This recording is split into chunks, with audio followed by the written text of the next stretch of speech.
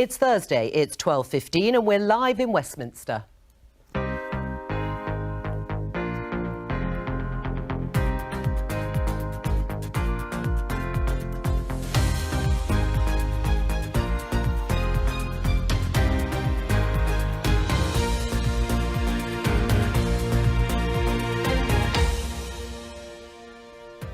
Joining me, Conservative MP Tom Hunt, Labour MP Lloyd Russell-Moyle, political scientist Matthew Goodwin, and The Guardian and Observer columnist Sonia Sodha. Today, the Health Secretary says this. Coronavirus is deadly and it's now spreading exponentially in the UK. London is among areas to move into the second highest category of restrictions. I must warn Londoners that we've got a difficult winter ahead. I know we'll get through this dark time by pulling together. And even tougher rules could be on the way for Greater Manchester and Lancashire. Whatever happened to this? Boris Johnson has declared that if a trade deal with the EU is not reached by the 15th of October, both sides should move on. And do children need protection from cosmetic fillers? It's so bizarre that you can't get a tattoo unless you're 18, but you can have something that could potentially blind you or disfigure you for life. To deliver Brexit, cut him some slack over the fact that he's missed the deadline that he set himself? I don't personally think voters will mind about the deadline being missed, but they will mind if we don't meet that December deadline. As we know, Joe, Boris Johnson has effectively realigned the Conservative Party electorate. It's much more Levy than it was under Theresa May even, never mind David Cameron. So for these voters, they really are holding Boris Johnson on this Brexit question, which he has to deliver on. Sonia, do people really care as much about Brexit and deadlines when we're in the middle of a pandemic? It does really feel like the salience of Brexit has gone down as an issue, and little wonder when you see what's going on in areas of the country like Liverpool. I think for me, the whole story of Brexit has been one of the government drawing firm red lines in the sand that it says it's never going to cross, and then sort of stepping over them and claiming a massive victory. But for me, the real story, I think, about Brexit is the really damaging economic consequences that the government's own forecasts say even the sort of bare bones free trade agreement that Boris Johnson is shooting for will have on the country. And that is going to have a big impact on British businesses and British jobs at a time where the economy is struggling in a way that it hasn't ever done before.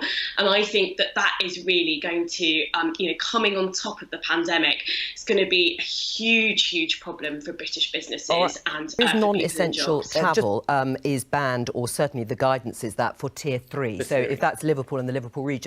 Listening to this, Sonia, if you look at the numbers of people who now find themselves in Tier 2 and Tier 3, so the top two tiers, it's 28.3 million people in England, so over 50% of the population. Are we heading towards a national circuit breaker really by stealth?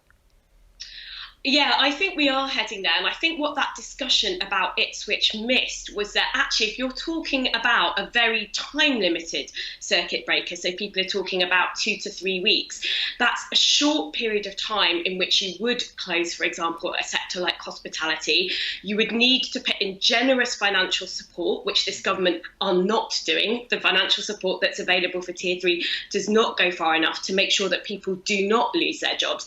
And the idea of it is actually that you do it while rates are ticking up but still quite low, because it's at that point that a time-limited circuit breaker can interrupt that process of exponential growth and stop you getting to the sort of situation that we're seeing in Liverpool at the moment, where 95% of ICU beds in Liverpool hospitals are occupied by COVID patients. So what those comments about Ipswich, I think, don't really understand is that when you've got a virus that is growing exponentially, you have to act tough and you have to act early. And by doing that, you can make things quite time limited. The sad truth is, I think, if you look at areas like the Northwest and the Northeast, COVID rates are now so high that it's kind of too late for a circuit breaker to work in those areas. Whereas in an area like London, it may well work for just 2 or 3 weeks at a time. But it is tough politically for the government to introduce tough measures when people don't really feel like things are that bad yet. And that is a real tension at the heart of dealing with a virus that grows exponentially. I completely agree with that. And I think that's why there's such an important role for government policy in trying to mitigate the unequal impacts that both COVID has as a disease, but also that social restrictions have. And I don't think this government have done enough of that. But I do think that Tom slightly misrepresented the view of the World Health Organization there in saying that lockdowns are a last resort. They are a last resort in the sense that you want to do everything else you can to try and prevent infection rates ticking up. And for that, you really, really need a functioning test, track and trace system. Unfortunately, the government has wasted the summer. It's completely bungled it. We know contact rates are too low. We know there are massive problems with testing. What the World Health Organization didn't mean, however, is that once you've got the virus ticking up exponentially, you don't use a lockdown as a last resort, because at that point it's too late. And the problem is that the later you leave it, the tougher restrictions have to be. So if you act swiftly and quickly, perhaps when people feel like things aren't that bad yet, that prevents you from taking tougher action later on. And if we want to keep our schools open, for example, it's really, really important to take action now. And on the mental health point, that is so important. But the question I would ask government is, you've had a whole summer to prepare for this. Why haven't you been investing more in mental health services, in online therapeutic support to help people cope with the impacts of the fluctuating social restrictions that scientists were saying that we were going to be living with for months, right at the very start of this pandemic? They've wasted the summer. Report by Ellie Price. Sonia, you've written about this issue. I mean, people, I think, will be shocked. I was shocked to find out that anyone can set themselves up to administer these treatments without qualifications. Yeah, it's absolutely shocking, isn't it? And there's no age limit on it. We know the pressures that there are on young men and young women to sort of, improve their physical appearance on social media, and they can just go and get these treatments and there's no regulation of them whatsoever. I was really shocked when I wrote about it a couple of years ago. I hadn't realised how unregulated this is. There have been numerous sort of reviews of this, independent reviews, that have called for much tighter regulation of cosmetic treatments like these, because they can do you permanent damage, but we've not seen any action. So I completely back what Laura Trott's trying to do here, and I hope it's something that the government takes seriously and that they actually move forward into legislation. It would be about sort of 15 years too late in my book. Right, but Matt, people might also be surprised to hear that it's actually reliant on a private member's bill to actually make it illegal for under 18s to go and get these treatments, which are quite often botched. Which, to be blunt, is the sexualisation of our children. We have no guardrails within society anymore as we've become hyper individualistic. We've given everybody as much choice as they want in as many spheres of life as they want. And this is another consequence of that, which is children beginning to consider that plastic surgery and Botox and dermal fillers is a legitimate, completely reasonable choice to make. And I think the deeper problem is the one that we really need to get to be honest. Right. Is it a deeper problem, a wider problem, Sonia? Yes, I think I would agree with what Matt said, but I also think that there's a broader societal issue, which is expectations around the way that women look and around ageing. So, there's been lots of commentary, for example, that older women don't seem to get the same opportunities in the broadcast media as older men, for example. So I absolutely agree. There are a lot of issues around the way that young people are using social media and the expectations that heaps on them on a whole Instagram generation.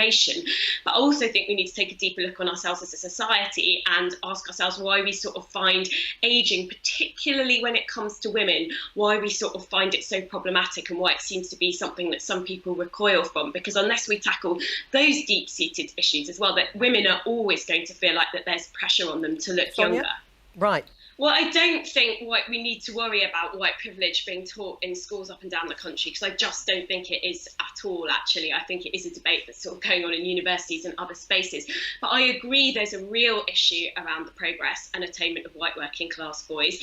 There is also, amongst other low-income groups, for example, if we look at black boys, they may be doing better than black working class boys may be doing better than white working class boys when it comes to progressing onto university. But we know that young young black men suffer some of the worst employment outcomes in the labour market, for example. So it's really important not to seeing this as pitting one group against another.